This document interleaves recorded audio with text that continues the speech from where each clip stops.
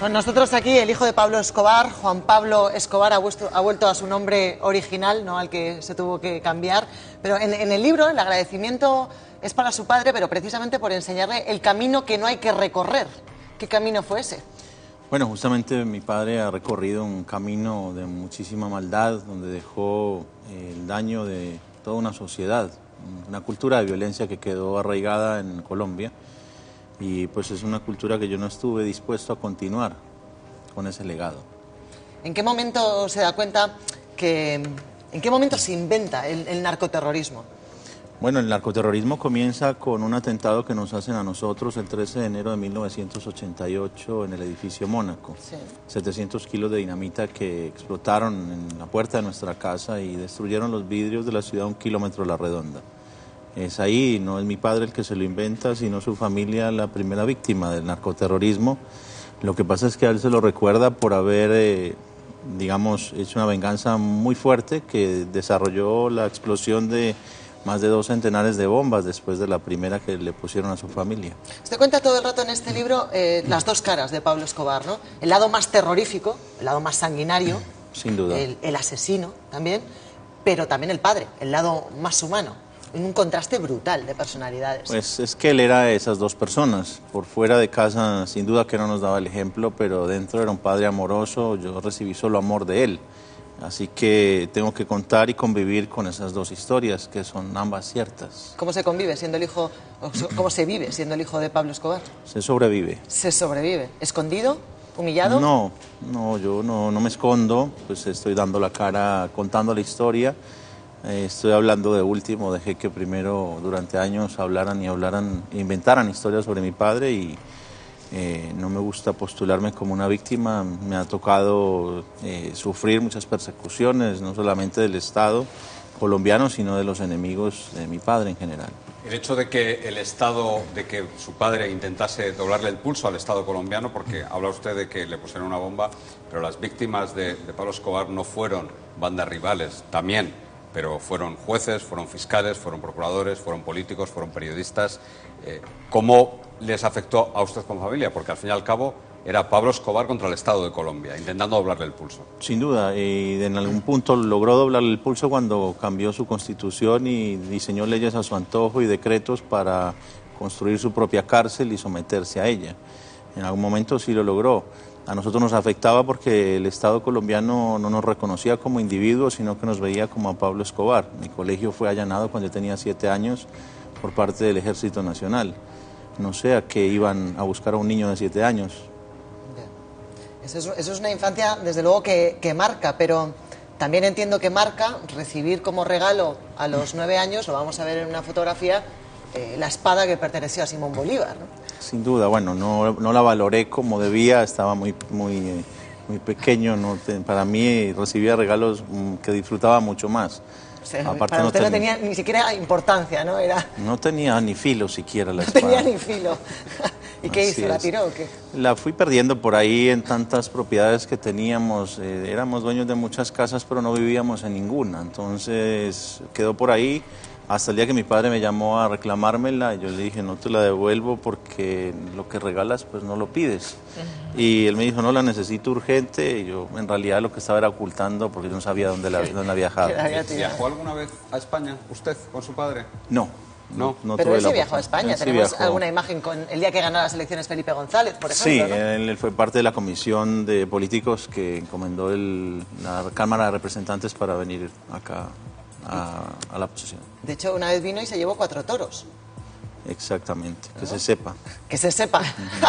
Bueno, vino para otras cosas también, seguramente. También vendría para otras cosas. Es verdad que de Pablo Escobar, enseguida os doy la palabra, recordamos muchas cosas. La parte más oscura, sin duda, la de las muertes, la violencia, pero también muchas excentricidades que han pasado a la historia. Hemos visto imágenes de esas múltiples haciendas en las que vivían, del zoo que tenían montado. Cuenta en el libro que los flamencos que tenían, ¿no? Habían perdido el color rosa y su padre pues les daba langostinos, como si fuera lo más normal del mundo, ¿no? Cebar de langostinos a las aves. Sí, bueno, hay muchas historias relacionadas con los animales, también una lora de la cual él se enamoró en Brasil, la envió sola en un avión privado hasta Colombia. solamente porque la quería tener allí y pagaba miles de dólares por esos animales. Se gastó una fortuna en el zoológico. ¿Cuánto dinero amasó su padre? Yo le pregunté un día que cuánto dinero había tenido y me dijo, perdí la cuenta. No, nunca me dijo una cifra exacta. Ganaba mucho, pero también gastaba mucho.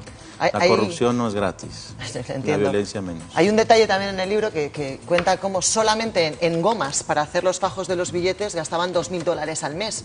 Si gastaban $2.000 al mes en las gomas de los fajos, entiendo que el volumen de dinero que entraba era incontable, ¿no? Un buen fin de semana podría ganarse $60 millones. 60 millones de dólares. Solo vendiéndole droga a los estadounidenses. Aquí vendió alguna también. Sí. Me imagino que sí. ¿Sigue yendo usted allí, a Antioquia, de dónde es? ¿Vive allí? ¿Reside en Medellín? No, yo vivo en Buenos Aires, en Argentina. Vivo en Buenos Aires. Y allí en su región, ¿qué Pablo Escobar ha quedado? ¿El Pablo Escobar, esa especie de Robin Hood que fue en sus comienzos, o el Pablo Escobar criminal? Depende a quién y en dónde le preguntes. Si le preguntas a la gente humilde, que son, entiendo, mayoría en Colombia, pues tienen una imagen de él diferente. Por supuesto, reconocen sus actos de violencia, pero mi padre terminó ocupando el lugar que el Estado dejó vacío. Construyó las escuelas, los hospitales y las canchas deportivas que el Estado debió construir y las viviendas. Y desde ese lugar pues se ganó el cariño de muchísima gente que se benefició con su solidaridad. Y si le preguntas a la oligarquía, pues fue con quien él más se enfrentó a muerte. Dice usted también en el libro que el mayor error de su padre fue meterse en política. Bueno, yo creo que él quiso ingresar a una mafia en la que le quedó grande. Una mafia que le quedó grande. Sin duda. ¿Eso era la política colombiana? Yo creo que en general, la política. Bueno, si ves pausos caras... ¿Cuánto cree que es perjudicial para un chico colombiano que Pablo Escobar sea un héroe? Que percibamos a un súper narcotraficante, como ocurre en México, que es una perspectiva heroica y que de mayores queramos ser Pablo Escobar, y cuánto este libro aleja de esa tentación, de ese camino. Bueno, yo te diría que le ha hecho un gran daño a la juventud que los medios de comunicación, incluso los propios medios de comunicación de Colombia, hayan utilizado la imagen y la historia de mi padre para generar productos que en realidad lo que incitan es a que muchos jóvenes crean que esa es una vida digna de ser vivida, que es una vida digna de ser disfrutada. Han tomado el 5 o el 10% de verdadero disfrute de mi padre y han hecho una gran serie con ella y le han hecho creer al mundo de que la vida del narcotraficante es una vida de fiesta. Y cualquiera que lea mi libro, que vea el documental Pecados de mi padre, si le quedan ganas de ser Pablo Escobar, pues entonces yo no entendí nada y transmití muy mal mi mensaje. Pero, ¿qué le parece, por ejemplo, que en Colombia, yo estuve recientemente allí, la figura de Pablo Escobar sea casi un atractivo turístico? Lo es. Bueno, eso es una responsabilidad también de los medios de comunicación que han hecho de mi padre, y mi padre se convirtió en un producto que vende muchísimo. Ha sido un gran atractivo y la gente pues conoce Colombia no solamente pues por el café, también por mi padre. Yo le quiero dar la enhorabuena, en primer lugar, por haber dado ese paso, porque imagino que no es fácil hacerlo. Gracias. Y además seguro que ha resultado doloroso.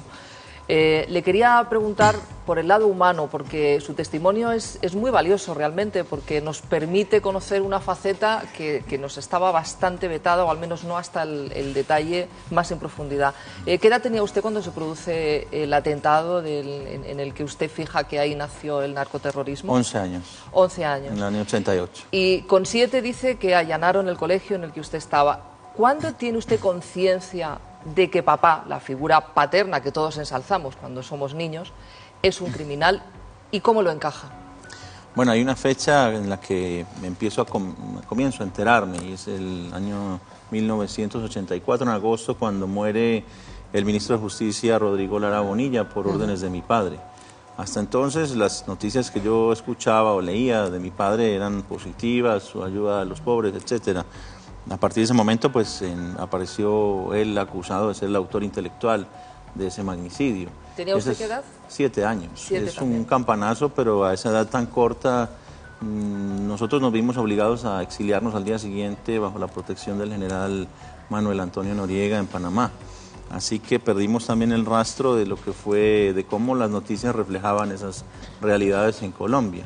Y ahí estuvimos con mi padre y con un montón de mafiosos. ¿Pero qué le supuso a usted en su relación con su padre? Bueno, mi padre nunca negó su condición o su elección de haber sido bandido. Yo le preguntaba a él qué hacía y me dijo, hijo, mi profesión es ser bandido. ¿Le decía eso? Así es. ¿Usted veía la droga en su casa? ¿Veía No, cocaína? no. ¿Veía el dinero? ¿Veía las joyas? Paradójicamente, habiendo nacido en el epicentro del narcotráfico en Colombia y habiendo estado tan expuesto justamente a las drogas, los escoltas consumían, mis amigos, etcétera, era escasa de ver, pero mi padre me educó muy temprano, a los 8 años, sobre el tema de las drogas, me mostró arriba de una mesa las pocas que habían en ese entonces. Hoy necesitaríamos una mesa más grande que esta para mostrar todas las que hay. Y me educó, me dijo que había consumido todas, que a excepción de la heroína, que no se atrevería a consumirla, y me dijo, pues, hijo, si algún día tienes la curiosidad de hacerlo, me vienes a buscar y lo hacemos juntos para que veas que no hay tanto problema ni tanto tabú con la droga como otros dicen. Eso lo que hizo es que terminó legalizando las drogas para mí, y eso hizo que se retirara el tabú y la intención de querer consumir algo prohibido, porque para mí no estaban prohibidos.